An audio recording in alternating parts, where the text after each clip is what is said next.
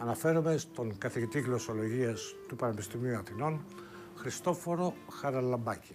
Γεννήθηκε στην Ανατολή Ιεράπετρα της Κρήτης, σπούδασε στη Φιλοσοφική Σχολή Πανεπιστημίου Αθηνών και συνέχισε μεταπτυχιακές σπουδές στα Πανεπιστήμια της Κολωνίας και της Καϊδαβέργης και ανακηρύχθηκε διδάκτορας της Φιλοσοφικής Σχολής του Πανεπιστημίου της Κολωνίας. Ο καθηγητής Χαραλαμπάκης έζησε για μεγάλα χρονικά διαστήματα στη Γερμανία, στις Ηνωμένες Πολιτείες Αμερικής και στην Αυστραλία, έχοντας την ευκαιρία να μελετήσει γλώσσες, λαούς και πολιτισμούς και να εντάξει τις έρευνές του για την ελληνική γλώσσα σε ένα ευρύτερο θεωρητικό πλαίσιο. Έργο ζωής του καθηγητού γλωσσολογίας Χαραλαμπάκη είναι το νέο έντυπο και ηλεκτρονικό χρηστικό λεξικό της νεοελληνικής που του ανέθεσε η Ακαδημία Αθηνών, μια τεράστια ηλεκτρονική βάση δεδομένων η οποία αντικατοπτρίζει το δυναμισμό και την εκφραστική πληρότητα της γλώσσας μας. Ο καθηγητής Χριστόφορος Χαραλαμπάκης αυτοβιογραφείται στο Μονόγραμμα.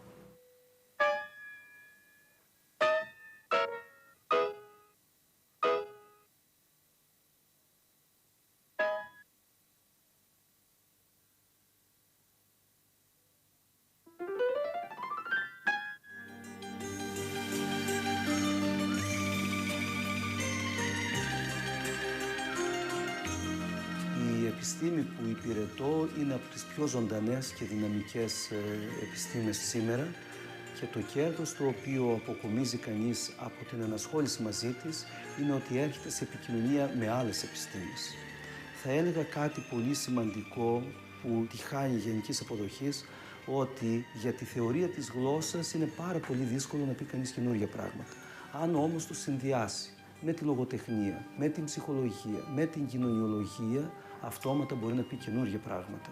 Και γι' αυτό αναπτύχθηκαν και οι νέοι αυτοί επιστημονικοί κλάδοι, η κοινωνιογλωσσολογία, η ψυχογλωσσολογία, η μαθηματική γλωσσολογία, η υπολογιστική γλωσσολογία και μια σειρά άλλων εξειδικευμένων γνωστικών αντικειμένων, όπως είναι για παράδειγμα η νευρογλωσσολογία, η γνωστική γλωσσολογία και ούτω καθεξής.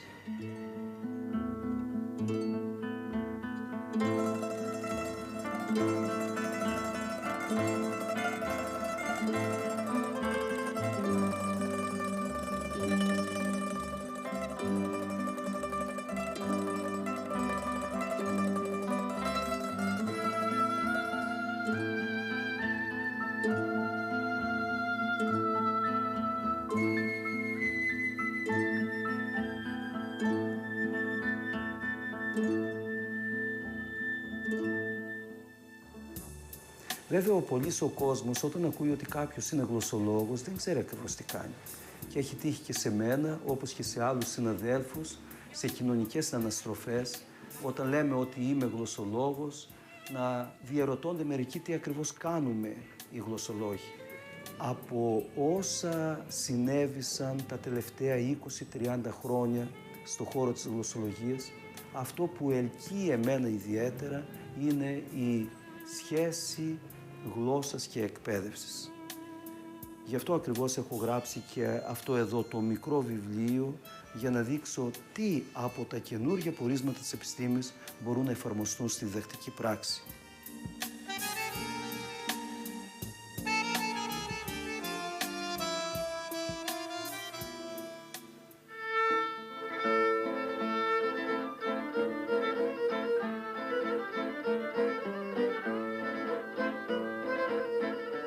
Γεννήθηκα στην Ανατολή Ιεράπετρας στις 25 Φεβρουαρίου του 1948 σε ένα ορεινό απομονωμένο χωριό κάτω από δύσκολες συνθήκες, γιατί μετά τον πόλεμο τα πράγματα ήταν πάρα πολύ δύσκολα.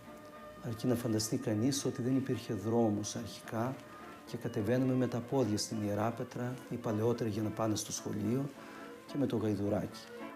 Αυτό που θα ήθελα να τονίσω ότι είναι τα παιδικά χρόνια πέρασαν ήρεμα, μέσα σε φτώχεια βέβαια, αλλά δεν συνειδητοποιούσαμε εμείς ως μικρά παιδιά ότι ήμασταν σε δυσχερή θέση, διότι ήμασταν όλοι λίγο ή πολύ το ίδιο πράγμα.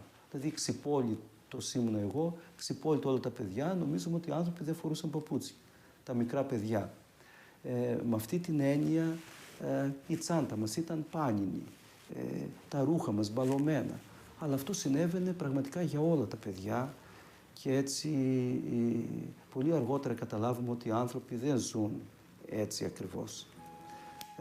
Οι δάσκαλοι μας έδιναν πάρα πολύ ξύλο όπως συνηθιζόταν τότε. Ευτυχώς εγώ διάβαζα και έτσι δεν έτρωγα ξύλο, αλλά ήταν ένα γενικότερο πλαίσιο και πνεύμα σε όλη την Ελλάδα αλλά και στο εξωτερικό τα χρόνια αυτά μέχρι τη δεκαετία του 50-60. Αυτά ήταν ένα είδος αυστηρής παιδαγωγικής, δυστυχώς με συνένεση και των γονέων, δηλαδή δεν διαμαρτυρόταν κανείς. Όμως οφείλω να πω ότι μάθαμε γράμματα από τους δασκάλους μας. Καμαρώνω και θεωρώ τον εαυτό μου ευτυχή ότι προέρχομαι από πολύτεκνη οικογένεια. 8 αδέρφια και πραγματικά αυτά τα παιδικά χρόνια παίζαμε, γελούσαμε. Φυσικά δεν υπήρχαν αυλές, αλλά στα χωράφια, στους δρόμους, ανέμελη ζωή.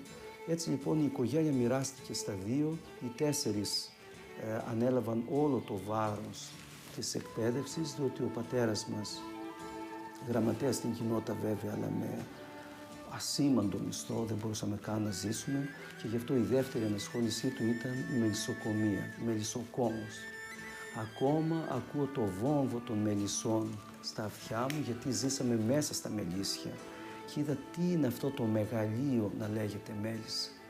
Η μητέρα μου αγωνιζόταν να μεγαλώσει τα 8 της παιδιά, αγρότησα, πήγαινε στο χωράφι, αυτή μας έφτιαχνε τα ρούχα μας, δηλαδή τα έφτιαχνε κανονικά, δηλαδή αγόραζε το ύφασμα και μας έφτιαχνε ρούχα, όπως έφτιαχνε και στην γειτονιά. Δεν τέλειωσε το δημοτικό, αλλά η μητέρα μου ήταν πραγματικά πανέξυπνη, ικανότατη. Ήταν η μόνη στο χωριό που ήξερε τόσα γράμματα, που μπορούσε να γράφει γράμματα στις άλλες αγράμματες γυναίκες που είχαν τα παιδιά τους στην Αυστραλία, στη Γερμανία. Και από τη μητέρα μου κληρονόμησα αυτή την αγάπη για τη γλώσσα. Τα ανανουρίσματά της ήταν απίστευτα, τα έχω καταγράψει όλα. Και τραγουδούσε ωραία. Οι γονείς μου ήταν υπέροχοι άνθρωποι, είχαν αρχοντιά και αξιοπρέπεια.